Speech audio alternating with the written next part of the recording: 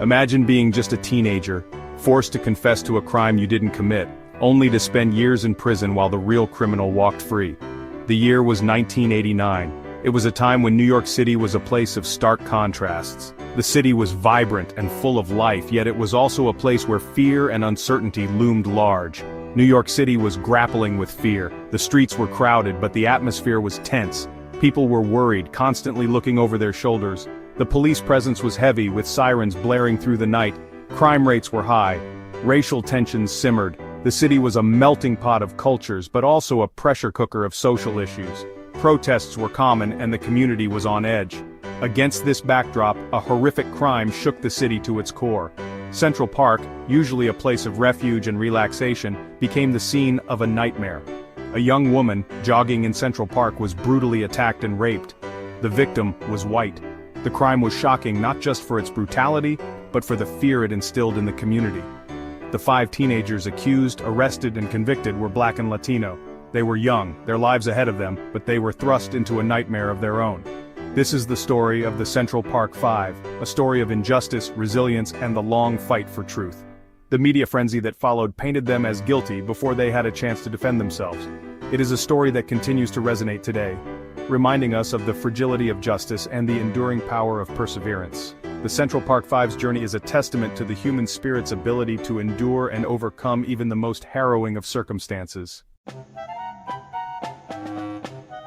The evening of April 19, 1989, began like many others in New York City.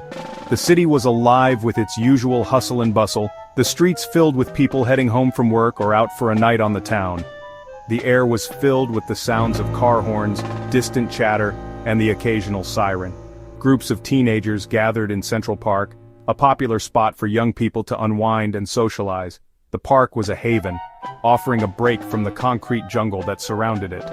Some were there to hang out with friends, sharing stories and laughter, enjoying the mild spring evening. Others were caught up in the moment, swept along by the energy of the crowd. The park was alive with activity, a microcosm of the city's vibrant youth culture. What began as an evening like any other quickly spiraled into chaos. As the night wore on, the atmosphere in the park began to change. The laughter and chatter were replaced by shouts and the sound of running feet. A series of altercations and assaults broke out in the park. Groups of teenagers clashed and the situation rapidly escalated. The atmosphere was tense, fueled by fear and adrenaline. Faces that had been filled with joy and excitement now showed fear and confusion. Amidst the commotion, a young woman, jogging alone, became the victim of a horrific attack.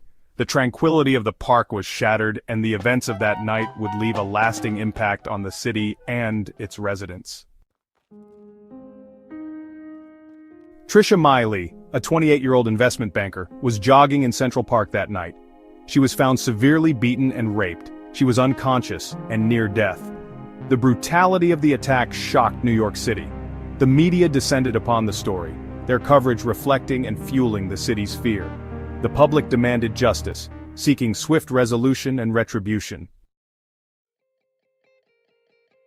As the investigation into the attack on Trisha Miley intensified, the police focused their attention on a group of Black and Latino teenagers who had been in the park that night. Antron McCrae, Kevin Richardson, Yusuf Salam, Raymond Santana, and Corey Wise, ranging in age from 14 to 16, were rounded up by police. They were questioned for hours, without lawyers or parents present. The pressure was immense. The teenagers, scared and exhausted, were coerced into giving false confessions. The prosecution's case against the 5 teenagers was built on shaky ground. The confessions, extracted under duress, were often contradictory and inconsistent with the physical evidence. There was no DNA evidence linking any of the teenagers to the crime scene. Despite these glaring inconsistencies, the prosecution presented a compelling narrative, one that played upon the city's fears and prejudices. They painted a picture of a group of out-of-control teenagers, driven by a thirst for violence. The Central Park 5 were convicted in 1990. Antron McCrae, Kevin Richardson, Yusuf Salam, and Raymond Santana were sentenced as juveniles and served between 6 and 7 years in prison. Corey Wise, tried as an adult, was sentenced to 5 to 15 years. They maintained their innocence throughout their trials and their years of incarceration. Their lives, however, were irrevocably altered. They were robbed of their youth, their freedom, and their futures. In 2002, a convicted murderer and rapist named Matias Reyes came forward with a stunning confession. He admitted to attacking and raping Trisha May Lee in Central Park in 1989. He provided details about the crime that only the perpetrator could have known. His DNA matched the DNA found at the crime scene. Reyes, who was already serving a life sentence for other crimes, stated that he had acted alone in the attack on May Lee. Matias Reyes's confession sent shockwaves through the criminal justice system. The city of New York finally confronted the reality of its miscarriage of justice. The convictions of the Central Park Five were vacated in 2002. In 2014, the city settled a civil lawsuit with the five men for $41 million. However, no amount of money could truly compensate for the years they had lost, the trauma they had endured, or the stigma that continued to follow them. The Central Park Five case sparked outrage and ignited a national conversation about race, justice, and media responsibility. It was a case that not only captivated the nation but also exposed deep-seated issues within the American justice system. The story of these five young men, wrongfully accused and convicted, became a symbol of the systemic failures that disproportionately affect Black and Latino communities. Their ordeal highlighted the urgent need for reform and accountability in law enforcement and the judicial process. The initial media coverage of the case was often sensationalized and biased, reflecting and reinforcing racial stereotypes. Headlines screamed accusations and assumptions, painting the young men as guilty before they had even stepped foot in a courtroom. This media frenzy not only influenced public opinion but also put immense pressure on the legal system to deliver swift justice, often at the expense of fairness and due process. The role of the media in shaping narratives and influencing outcomes cannot be overstated, and in this case, it played a pivotal role in the miscarriage of justice. The case became a lightning rod for discussions about racial profiling, police brutality, and the presumption of guilt often assigned to young Black and Latino men. It brought to light the harsh realities faced by these communities, where encounters with law enforcement are fraught with danger and prejudice. The Central Park Five were not just fighting for their freedom, they were battling against a system that was stacked against them from the start. Their trial and conviction were emblematic of a broader societal issue, where justice is not blind but rather influenced by race and socioeconomic status. The story of the Central Park Five is a stark reminder of the fallibility of the justice system and the devastating consequences of wrongful convictions. It underscores the importance of due process and the presumption of innocence, principles that are often compromised in high-profile cases.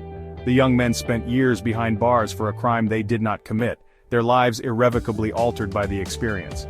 Their wrongful imprisonment is a sobering example of how easily the scales of justice can tip against the marginalized and the vulnerable. It highlights the ways in which racial bias can infect every stage of the criminal justice process, from initial police encounters to prosecutorial decisions to media portrayals. The Central Park Five were subjected to intense interrogations, coerced into confessions, and then vilified in the court of public opinion. Their case is a powerful illustration of how systemic racism can pervade every aspect of the legal system, leading to tragic and unjust outcomes. It calls for a critical examination of the practices and policies that allow such injustices to occur, and a commitment to meaningful reform. The case also underscores the importance of holding those in power accountable for their actions, and advocating for the rights of the marginalized and the unjustly accused. It serves as a call to action for society to stand up against injustice and to support those who have been wronged by the system. The Central Park Five's fight for exoneration and justice was not just about clearing their names, it was about challenging a system that had failed them and countless others. Their story is a testament to the power of resilience and the importance of solidarity in the face of adversity. The exonerated five, forever linked by their shared ordeal, have dedicated themselves to raising awareness about wrongful convictions and advocating for criminal justice reform. They have become prominent voices in the movement for justice, using their platform to educate the public and push for changes that can prevent future injustices. Their advocacy work has brought attention to the flaws in the justice system and has inspired others to join the fight for reform. They have turned their painful experiences into a force for good, demonstrating the power of perseverance and the impact of collective action. They have become powerful voices for change, using their platform to challenge systemic racism and inspire hope in the face of adversity. Their journey from wrongful conviction to exoneration has been a source of inspiration for many, showing that it is possible to overcome even the most daunting obstacles. They have used their experiences to advocate for policies that promote fairness and justice, and their efforts have contributed to a growing awareness of the need for systemic change. Their story is a powerful reminder that even in the darkest of times there is hope and the possibility for redemption. Their resilience and determination serve as a testament to the enduring power of the human spirit and the importance of fighting for justice, even in the face of overwhelming odds. The exonerated five have shown that it is possible to rise above injustice and to use one's voice to make a difference. Their story is a powerful example of the impact that individuals can have when they come together to demand change. It is a reminder that the fight for justice is ongoing and that we all have a role to play in creating a more just and equitable society. The story of the Central Park Five is a chilling reminder of how injustice can destroy innocent lives. Share this story to raise awareness and ensure history never repeats itself.